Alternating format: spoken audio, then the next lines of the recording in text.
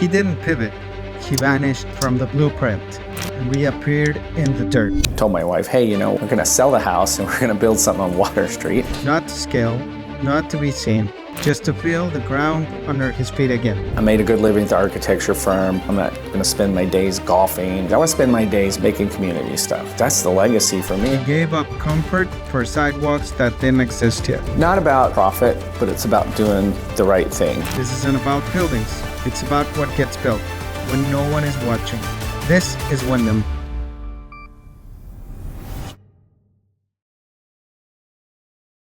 We're in Henderson today, all the way to Water Street. A lot of people don't know Water Street. I've been here a couple of times, but it's progressed through the years.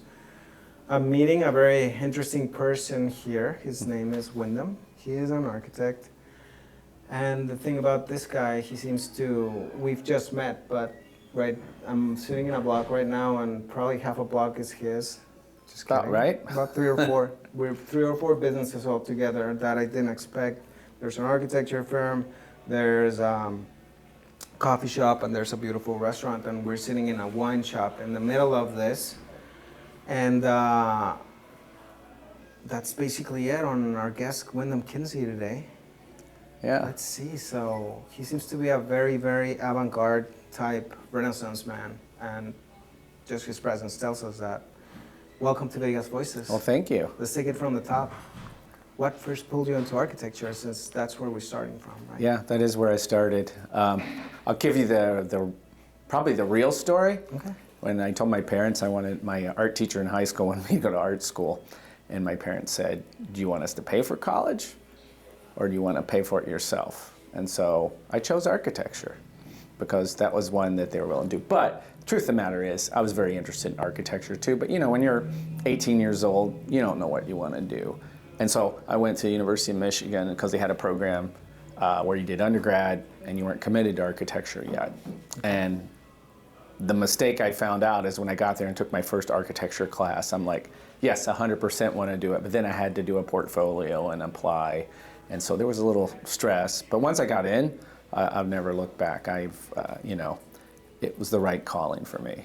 I've read a lot of Ayn Rand, and there's a lot of architects in that. Do you like Ayn Rand? I've read a lot of that, but Yeah, the Fountainhead. I've changed. When I was young and I read that, I thought, man, this is awesome. If you saw The Brutalist, you kind of understand. You're like the vision and all that, but there's a whole social part of architecture that Ayn Rand didn't give a crap about. Let's be honest. I mean, it was all about the self and these other things. And I think it gives architects a bad name, because as I think I matured over my career, I realized, I've won a lot of design awards and things I've done, and that was really important. So I understand the sort of ego that comes with that. But as I got later on in my career, I just saw the opportunity to do something that's bigger, that has more of a social impact, I guess, on the things that I'm doing now versus what I did with my former firm.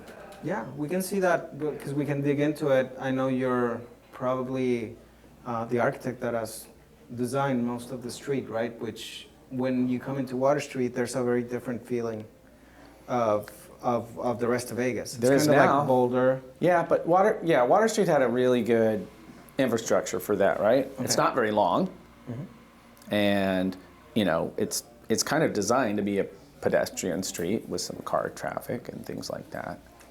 Right. So it has that Main Street, small town feeling, right? Correct. It's just amazing. And I've walked down the streets, and we've had popcorn and gone into the casino and movie and all that stuff. I really like it. And if you're the mastermind behind it, well, it's good to know, right? I don't think I'm a mastermind, but I would say I'm a contributor. Let's put it that way. Cool. Because there are a lot of other people that have, my good friend Tim Brooks, he and his brother had Emerald Island and Rainbow Casino. I mean, he was a big inspiration for me to, take a financial risk to come down here. So I'm not the first, but I think some of the things I'm doing are different, right? A different style of design, some other things, and I think it's helped a lot, and I'm hoping it inspired other people to do their own projects down here. The hotel they just opened, Atwell Suites, and the apartments that are under construction. So I want to be just more of a instigator to get people to want to join in. I call it catalyst. Right? Catalyst is right. You're right. I call it catalyst in my professional career. That's usually in marketing. That's what we do. We bring in a little seed or an idea, and it just becomes a catalyst of so many other things that just have downstream effects that you don't know about, right? So your firm is TSK Architects, right? Former firm. Okay. So I'm retired from TSK. Okay, but it's still here, right? They are still here. Okay. They are in the building. Anyways, so you spent 3 decades, I guess it's up there, and it's an important thing. You've designed schools, courthouses, airports and stuff. So you've pivoted. Like, why now being an architect to now being a developer? I think it actually happened while I was still working at TSK, because part of having the ability to move the whole firm downtown, Henderson and Water Street, you know, it was, the recession had just happened. We had downsized the business. So building a building, I built a smaller building than what we were in, Right. but also designed it to expand. And we expanded within a year, just because coming out of the recession, things started to pick back up. But, you know, part of it is bringing the business down, because, you know, talking about what a livable, walkable community and all these things, I mean, you know, and still having an office in, you know, a little more suburban in Green Valley, and to come here is very different in that, you know, I don't know, a couple things I learned. Probably should have had parking to begin with, Okay. because there's been a lot of like What just do you mean, like a parking building? like a parking lot even, because everybody parked on the street and other places, and it's created there's a lot of parking contention going on in the whole Water Street area right now, not just here. So, and that's a good thing. That means there's development and things happening. But bringing the office down here, we had at the time 20, and then we got up to 40 here down on Water Street, and they were all working here, right? Going to lunch, doing a, you know, sort of helping activate some of the businesses down here, which is what I'd hoped happened. And, you know, I had the means to do that. And I think, you know, just because I don't own the business anymore, you know, they're still here, although they're a little more remote working, so we don't have the same critical mass of people. Okay. So going down the rabbit hole, was there a specific moment that sparked the idea, I want to shape neighborhoods, not just buildings? You know, I did a lot, you know, as you said, schools and things. We were doing a museum. They were going to do a space and science museum in Henderson, and we'd won the project, and we were working on it. Oh, it's not, it's happening. Never happened. Oh, never never happened, happened. unfortunately, because I think it would have been a great asset for the city. Okay. But the site they were looking at was over by Henderson Hospital, kind of suburban-y site. And I'm thinking, what a cool catalyst museum would be, right? To be downtown. So Jacob Snow was city manager at the time, and I'd known him for a long time working with him. And you know, the idea is like, let's look at downtown as a potential. And they were open to looking at it. And the numbers, all of that looked well, but then this economy stuff kind of gets in the way of a lot of public projects. So it never came to be.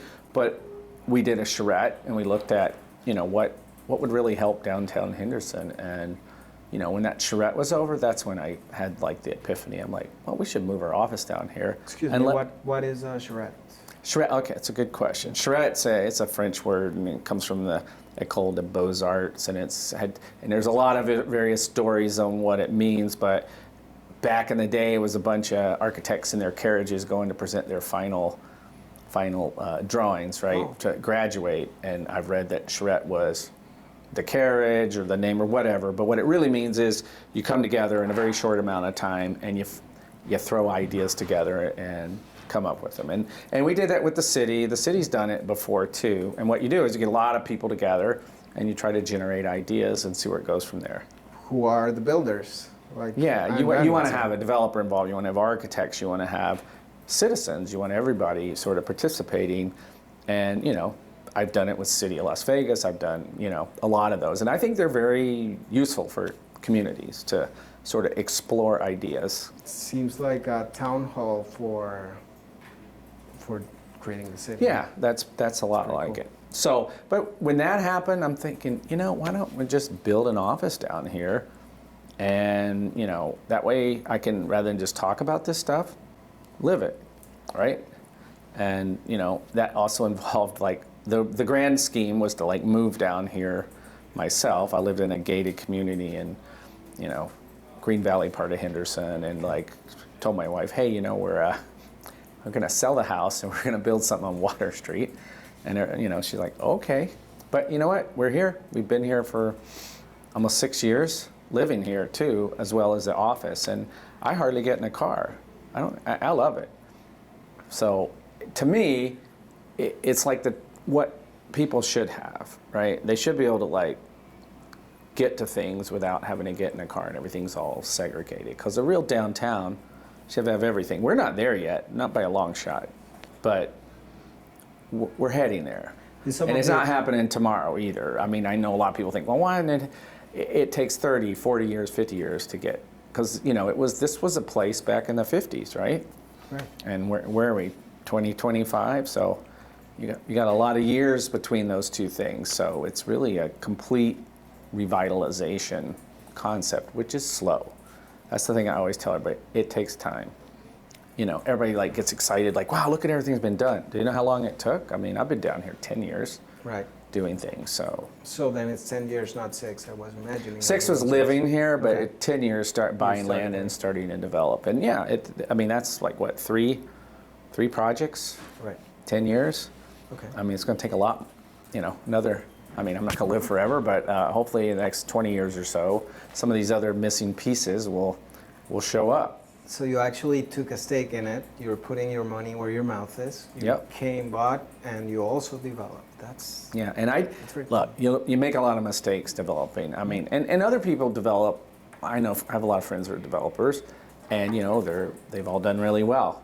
But I look at development in a different lens, because I made a good living at the architecture firm. When I left and sold it, you know, gave me some capital to do development. But I want to focus it more on social good. I don't know, building neighborhoods, something not about. It's all about profit, but it's about doing the right thing. And it's going to take some hits and misses, but to really change a neighborhood and try it out with certain different ideas at a time and see how those affect things. I get a feel of a lot of integrity with what you're telling me, what you're being, and what you're doing. It feels really, really good. And now it gives me a lot more context on what the feeling of Water Street is. So you've been called a modern day urban pioneer, and you work here, like we said, on Water Street. Mm-hmm. What drew you to the place? Why here?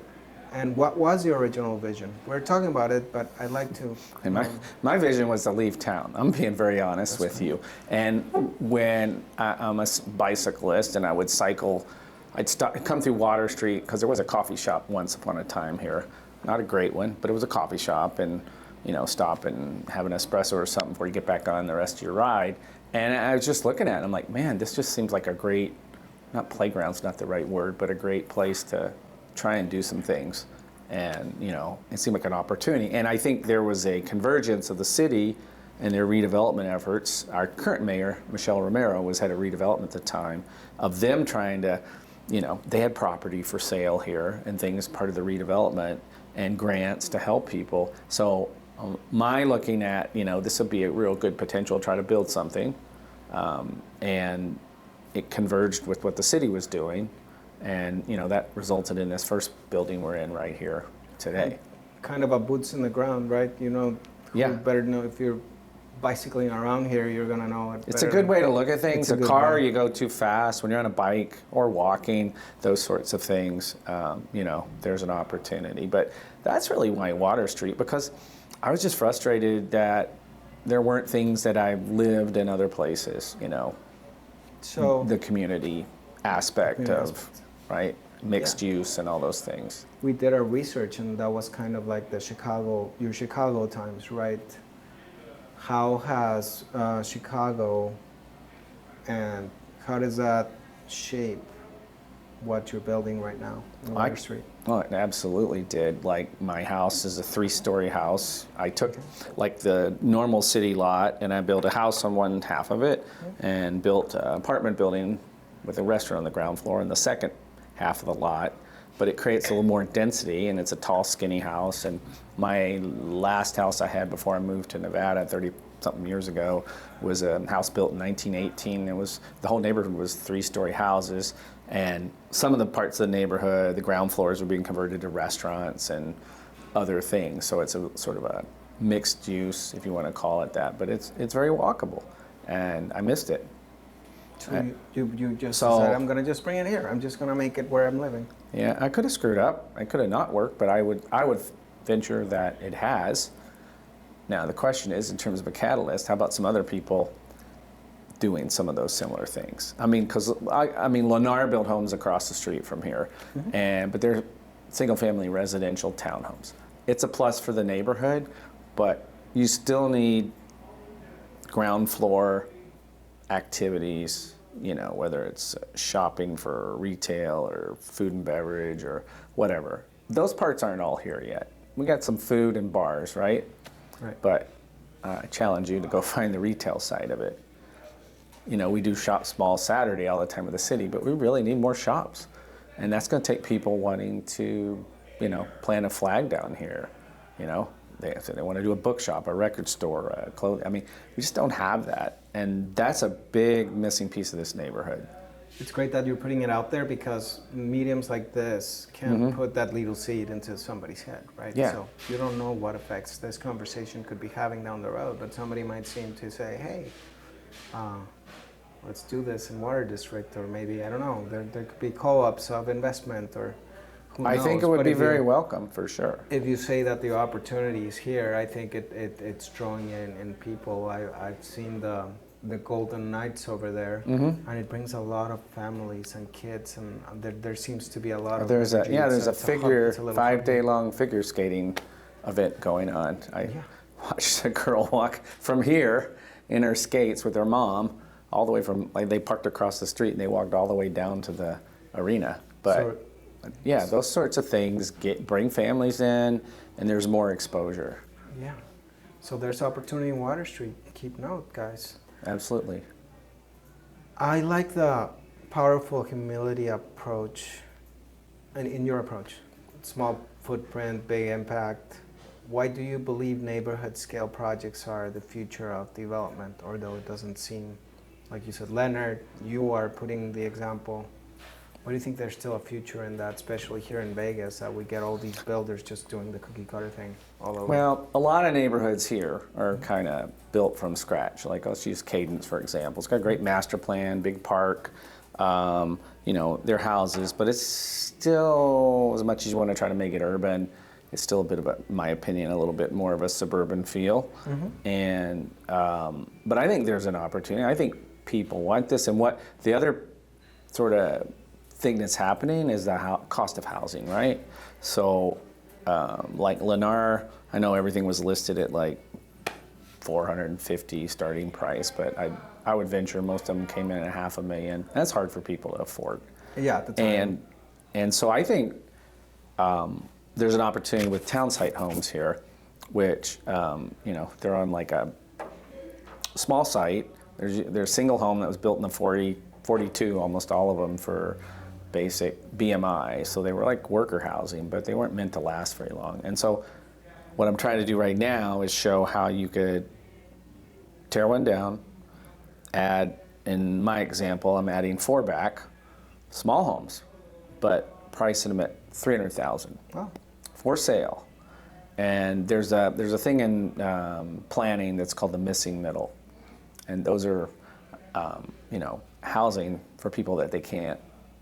You're just not hitting that market. Nobody makes anything there. You can have there's like affordable housing projects, but these are like trying to hit people that can't afford a $500,000 home. Yeah, but maybe they could afford something less. Yeah, on a segue, like there's a lot of the tiny home trend has been going up big. I haven't seen really. And they're really, it's funny. Or trailer parks. Yeah. But then, like you said, there's nothing in the middle of that. And tiny homes, the real definition of tiny home, I think people get a little confused, is they're very small. Like I went to a tiny home conference thing when I was in Tennessee, visited my mom a few years ago, and they're all like on trailer. They're very super small, right? These are like a 2-bedroom or 1-bedroom and a workspace in 750 square feet with a yard for $300.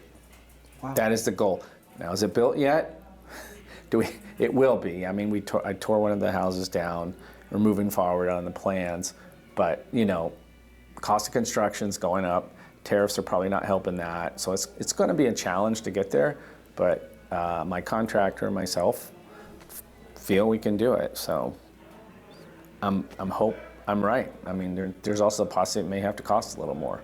Okay. Well, if the math is mathing, you're making 1.2 million out of one single home. So then the trick is how much. Yeah, and the land price is on land price plus demo, half of that. Okay. So the math is tough. Okay. And part of that's the land prices down here. Not that I think it's that valuable, but it's the only way to sort of break the mold because people are sitting on these homes. Hey, it's your fault. You brought it up. I brought it up a little bit, and there's people that have owned these for a long time. They might be in the family or whatever, and they're not really willing to part with the land. I am negotiating for another piece right now. Okay. It's been a process. Okay. Seems like I have a lot of friends in real estate. Seems like there could be some interest in either capital or development or investment. So Yeah. So I'll bring that up. Yes, definitely. I consider myself a catalyst. I'm all around connecting people, and I love doing that. And certain effects happen from just a connection or doing here or seeing dots that they didn't see and just putting them together. And then, the people that own the property next to the one I'm doing are interested in talking about maybe doing something similar, which would be awesome. That means we're doing something right. When other people said, I can do something with this. That's right. And then and in enough critical mass, we'll change downtown because I think the edges are on my list. There's a lot of blight. And I think it will help Water Street to add more residents that have a stake because it's home ownership versus rental. And, that's sort of where my focus is for the next few years is work on that. I'm not sure how to get the retail side moving. Trying to talk to people. There's a guy that comes in here, coffee shop, and he's like, well, me and my husband wanted to have a bookstore. And I'm like, come on, I'll help you find a space. That'd be awesome. So people like that want to be their own urban pioneer and help start some things. That's what the next phase is. It's not going to be all houses. Okay. That sounds really good. I'm just squirrel in my head. So I'm just saying, if you know people and things, there really is an opportunity. There's a new 150 apartments going to be done before the end of the year, right across from the hockey arena. That's a lot of people. Well, that's why we did this podcast, right? Yeah. Because we want to get the word around the things that are happening. I wasn't even aware of half of the things you're telling me here in Water Street. I'm finding it fascinating. And being able to distribute this locally and for other people to see, I'm pretty sure there's going to be some interest in what you're saying. So let's dig a little deeper in the difference between being an architect and being a developer. And why did you the mindset shift that you have? It's not. It hasn't been easy. Okay. There are things. Look, being an architect, you design buildings, then you go meet with clients and they talk about what they're doing and everything. When you're developing, I'm sort of coming up with the idea. I don't have a client, I am the client. Yeah. But also, you're much more involved with the financial side about how to make the project work, learning about, more zoning and things. When you're an architect, you're kind of designing what somebody else has done that work, right? So you're doing everything, and it's complicated, I think. Is there usually a fight between I'm just saying, architects and clients? There's always huge, and then the developer is there's always a gap and between vision and actual implementation, I guess. Yeah, and cost of how nice you make in the building, but then when you got to look at paying the project has to pencil out, then you have to say, we do the things that we used to not like the clients to do, no, it's over budget, we need to take that really nice material out and substitute it. But here, I have to make that decision, and that part's hard. It really is. It's like you're talking to the little devil here and the little angel here, and that's a good analogy. Everybody's going crazy, right? Oh my goodness. Wow, you've navigated some major challenges, talent shortages, economic volatility, the changing nature of work. Which lessons have stuck with you the most through all that? Oh, the change, well, I will say, and there's a reason I'm not wanting to work in a large firm anymore because the pandemic really took, for me personally, the joy out of work, which was working with people face to face with a roll of drawings in front of you and coming up with things. And I'm not to say I didn't do that, but it's sort of faded. America's not really been a country that's embraced the back to work as much as What do some you other. mean by the back door? I mean, because a lot of people, everybody working remote. I mean, we were Okay. 100% remote for, I don't know, well over a year. Heck yeah, it's still happening. And yeah, it's still happening. And I was just what I was saying. I was just reading this article in The Economist. The U.S. is being really slow about the coming, back to work, and other countries have embraced, have people coming back to work. But creativity, I think it suffers through Zoom, Teams meetings. Creativity is really a lot of this human interaction, talking about things, and I think you lose some of that. So. Oh, absolutely. I completely agree. And like doing this development, I come over here to the coffee shop in the morning, I talk to people. I'll bounce an idea after some of the regulars and ask them what do they think of this, or people come in and are talking to me about something. Some of all this interaction stuff sort of helps build up understanding of, how you should design. Right. That, it got a little separated after the pandemic and the architecture side. Wouldn't you say that human interaction is the powder that catalyzes the actual creativity? Yeah. The actual human interaction? I think it is for probably for design. Maybe there's some things that don't need that, but certainly for design, I think it's critical. Wow. So yeah, I was going through my next question, and with AI and automation encroaching on creative professions, what's the real value of a human architect and developer today? I will tell you, I just came back from University of Michigan at final review for some students, and I was a little taken aback because part of their initial stuff was all done with AI, using this program called Midjourney, and for thought and ideas generation. But talking to one of the professors from the University of Texas, who's is involved with it a lot, and all the kids are learning in architecture school, by the way, if they want to be prepared for the real world, because it's going to be there. But you got to have, it's like let's think of a good example, conducting a symphony, right? You got to have somebody conducting. So your output, as I understand it, in AI is only as good as the input. Absolutely. So you have somebody sort of orchestrating that, right? But it's a tool that helps you explore things, I think, possibly faster. So I don't, is it going to replace architects? I would say some firms are going to be able to do work with less people, big firms, and that's fine. I mean, part of it is like a lot of people, they're looking at the bottom line for running a bigger business, and, but I think in terms of the creative side, that's not going away. The creative person has got to guide the machine. And they can throw I've seen some of the stuff they throw out. And so it's really interesting. We did an experiment before I left the office of taking TSK Architects, George Tate, who founded it, some of his early sketches from like the early 60s, and threw them into one of those programs, and it did like a 3D render in a building, and it was kind of cool. That was cool. Yeah. You got a good okay. Yeah, I mean, it was interesting. So for me, I personally am going to learn how to use it. They told me I only draw by hand. A lot of architects, they're using a computer and doing AutoCAD and Revit and all these different things. I've never done anything but hand drawing. And, I've always had a staff to help with things, but I want to be able to learn how to take my hand drawings and do some of this rendering and material exploration with AI.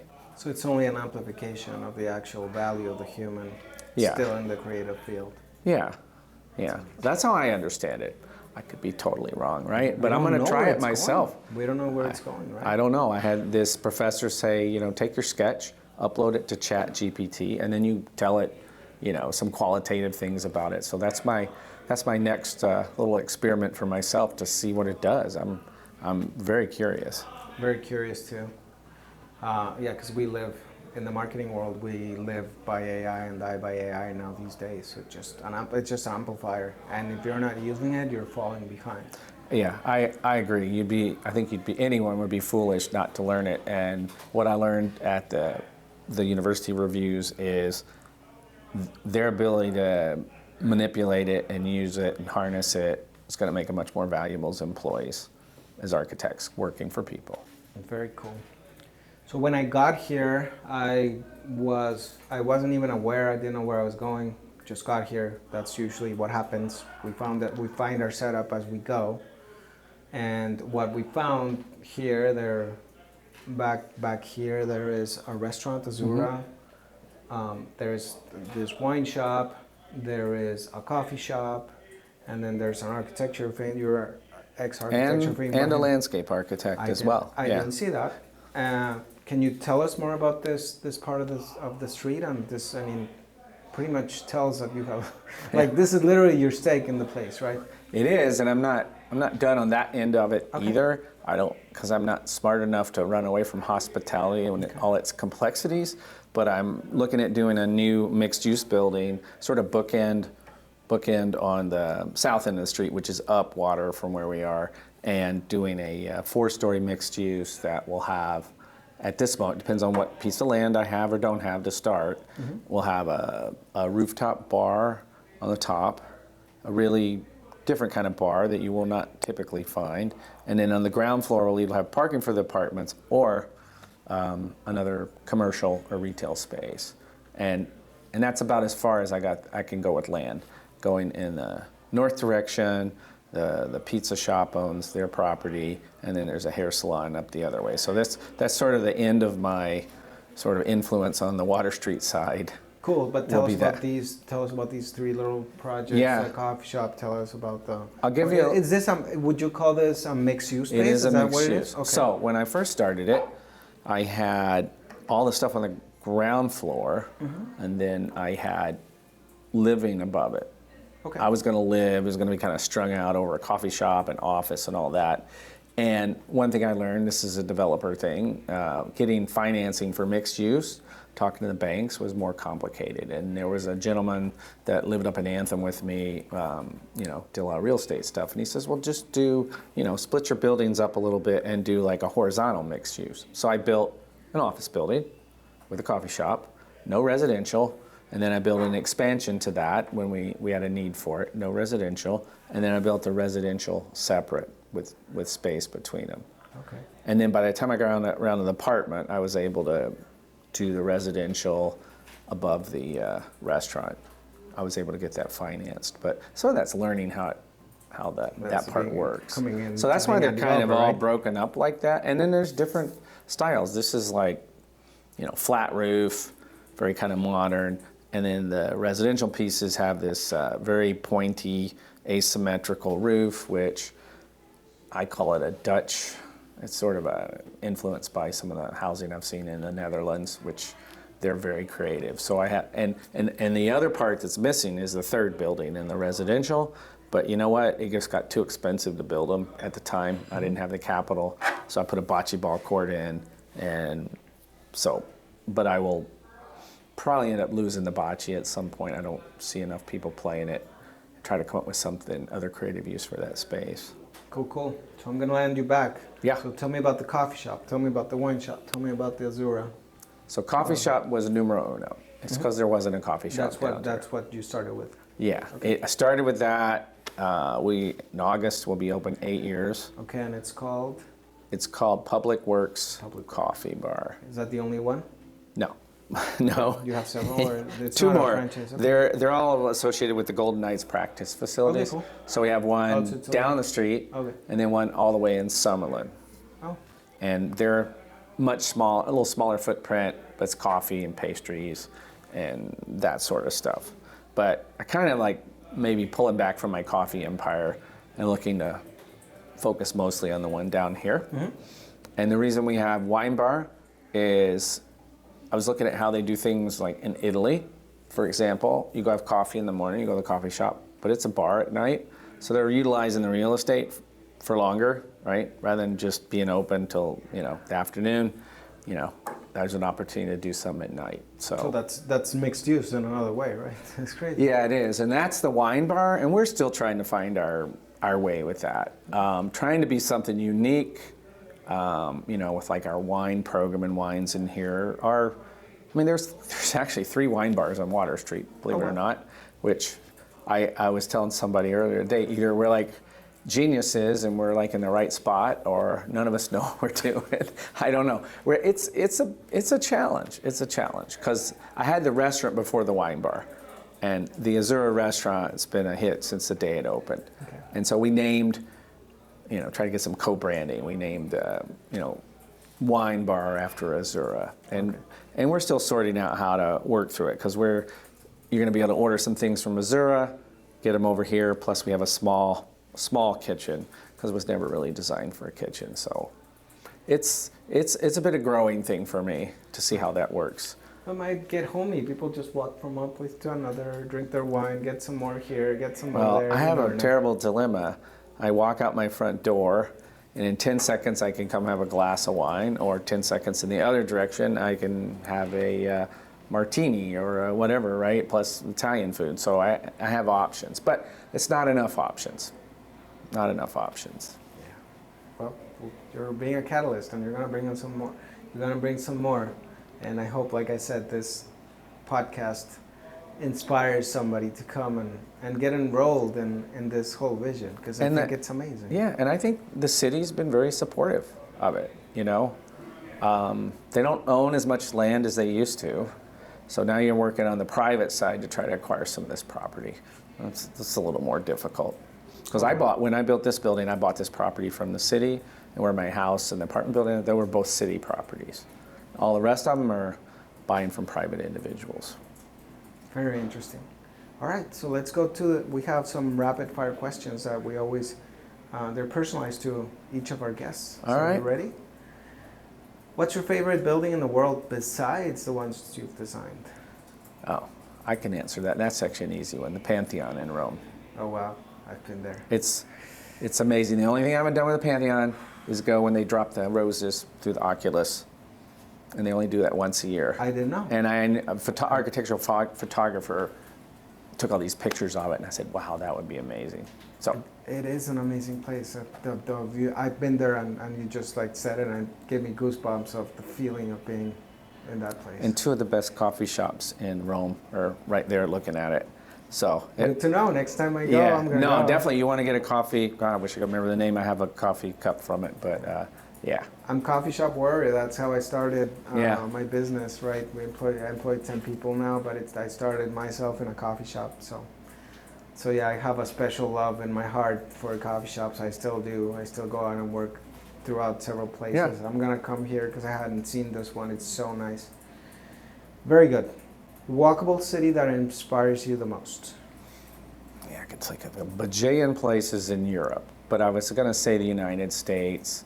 I think the most I'm not going to give you one. Most walkable cities I think are Chicago, New York, San Francisco, and Washington, D.C. They're classics. Yeah, because they are. They have mixed-use neighborhoods, and in Europe, God, I don't know, I'm partial to too many. I was just in Barcelona. I'll give them kudos for that. Very walkable. All right. One design principle that you would never compromise on? Aesthetics. Period. Materials may change, but it has to look good. So it doesn't matter if you make it with a weird material, if the base... If it all works. The harmony of something, right? Yeah, I don't want to ever do ugly buildings. And aesthetics obviously are more personal to different people, but I think with my experience I'm pretty decent at doing something that people feel good about and enjoy. Yes, you definitely are. Architecture trend you hope that never comes back? Fortunately, it may be coming back, but yeah, it's sort of trying to build like it's the past, the neoclassical, and the federal government is probably swinging that way at the moment. So I hope we build buildings of their time and place and not, overly nostalgic. Okay. Your personal favorite project ever? That I have done? Yes. That's an easy one. That's the McCarran, the D gates at McCarran. Okay. That was so much fun to work on, and so many great people from our side and the client side. Just that's how good things happen. That's a huge project, and it happened really fast, actually. It did. You know what? I never did another airport though, and it was always. I interviewed for some. It was always a disappointment that we didn't win another one because they're just so complex, Yes. right? And so you're dealing with all these extra things, and solving problems like that gives you, I think, a greater sense of accomplishment. Yeah, D-Gate is so much better than the rest of the airport. It's like day and night. It's like Hornmiller Airport. So. And they were done by other people. Yes. Leave it at that.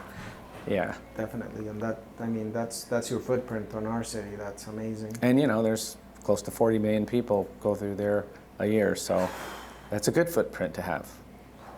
Wow.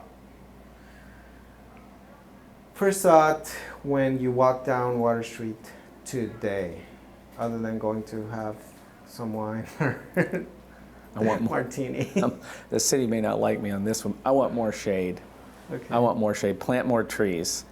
Every downtown urban area needs, especially in our climate, we could use more. Right. We could use more shade. There are big gaps. Like I'm telling you, in July or something, you got to walk down to the hockey. It's hot, right? And I think shade makes a big difference, and green also helps the city breathe. But I mean, that's what I would like to see on Water Street, above all anything at this point in my life. Thank you. So, who would be your dream collaborator, dead or alive? Oh man, you want to know the truth? I would love. I mean, there's some great architects I like to work with, but I would like to work with Jose Andres on something. Okay. I have a huge admiration for what he does for the whole world. The restaurant guy?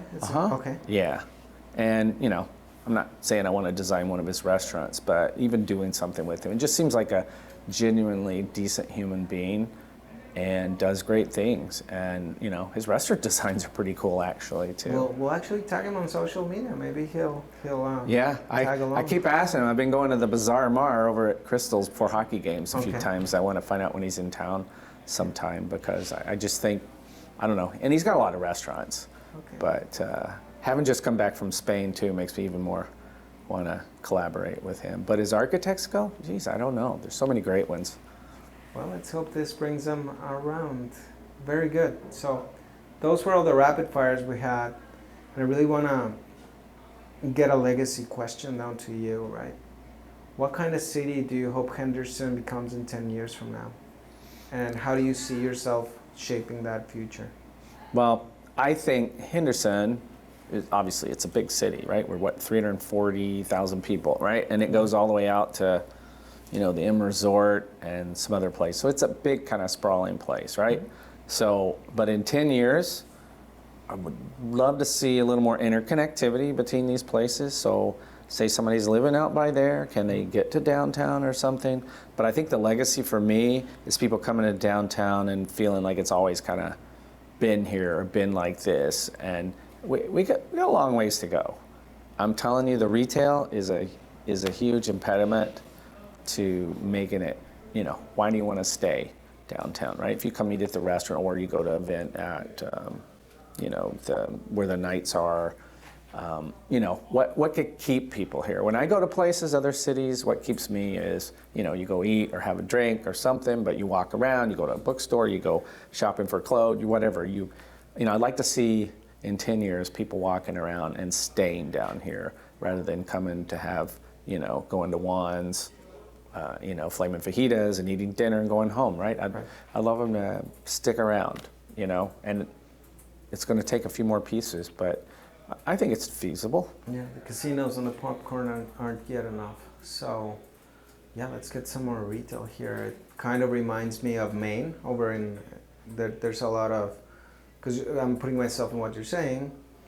My wife and I would go and have breakfast in a place over there because we found it on Yelp or whatever. Yeah. And then you see the little curiosity shop and you walk in, and then there's some sort of other bar, and then there's like vintage clothing and stuff like that. And it's all like in a mixed space and in a very small, and that keeps us there an hour and a half. Yeah. So that's what would kind you want to go to? Like a because I think Right.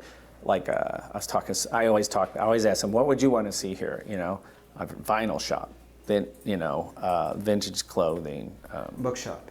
and a bookshop. Yeah, Those, you want my opinion? Those are like 3 essentials to have. Right.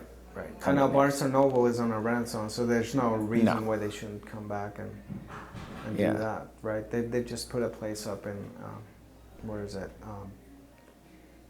Town Square. I Yeah. don't know if you've seen it, but But I go to any city, I go to the small independent bookstores. Okay. Believe it or not, on Venice Beach, California, with all that crazy stuff going on, you walk right behind one of the restaurants is one of the best little bookstores. It's just tucked away. And it's like, I love going in there. And I'll pick up 4 or 5 books. There's a great one in Healdsburg, California, a nice one in Point Loma, San Diego, that's like the used books. I mean, there's an opportunity for us to have that. Yeah, definitely. It's going to happen. But I'm always with my wife's like challenge me. So it's just like, well, we're not owning a bookstore. And I said, but we need one. So sometimes I dangerously decide to just own one and create it. Like, yeah, I think that's going to happen. you know, and it may have to be the way it works. I don't know. I mean, what else are you going to do, right? Yeah, I mean, you've already got your foot in it. I'm not like a guy that leads your, sells your architecture firm, and I'm not going to spend my days golfing and doing those things. I want to spend my days making stuff, making community stuff, right? Yeah. And that's the legacy for me. I mean, because I'll give you an example. You do a building. You work with a bunch of government officials, you do this thing, it's great. Like the airport's awesome because I get to go through it, but you lose all the connections with the people you work with and everything, but doing these smaller things in the community and seeing people live in them, right, or how they use them every day is rewarding to me. It seems like so. So I have to have some reward, right? Besides the chance to taste a heck of a lot more wine than I ever thought I would. Right, I'm living the life. And I like wine, but boy, we have a lot of different bottles in here, and I know I haven't even tried them all. Let's talk about this little wine, and I think we're gonna wrap up with that. All right. This is your favorite? This is one of our favorites by the glass. Yes. So And what it's is called Diamonds in Space. Okay. I just call it. I'm pretty simple. I call it astronaut wine because the label's super cool with astronaut on it. So we were just last week with Michael Schellenbeckler, and I don't know if you know him, he owns Vegas Valley Winery. Mm-hmm. And I was amazed. We didn't even know that they were producing wine here. But where is this wine from? Is it local? It's California. California. It's a Cabernet. Okay. Well, I thank you for the treat. You're welcome. I thank you for being a Vegas voice. Lubricate you for the next interview. Heck yeah, we're going to the Philharmonic, so yeah, we're going places with this podcast. Awesome, I'm glad to hear it. How can people find you, my friend? The easiest way to find me, I know it sounds weird, somebody's like, you don't even have a website. And I said, it's a Water good Street. point. You can either come to the restaurant, the wine bar, or the coffee shop. You're going to be around. Unless I'm on a trip, I'm here. Very good. Every day. And honestly, that's the best kind of conversation anyway, right? Always. But I would welcome anyone that has any interest in developing down here, opening stuff down there. I can connect them with the folks in the city, what property is available. I'm part of building a place. We need more builders, so welcome to get here. We need more builders, and this has been Vegas Voices down in Water Street. Thank you so much. Really appreciate the conversation. You're welcome. My pleasure.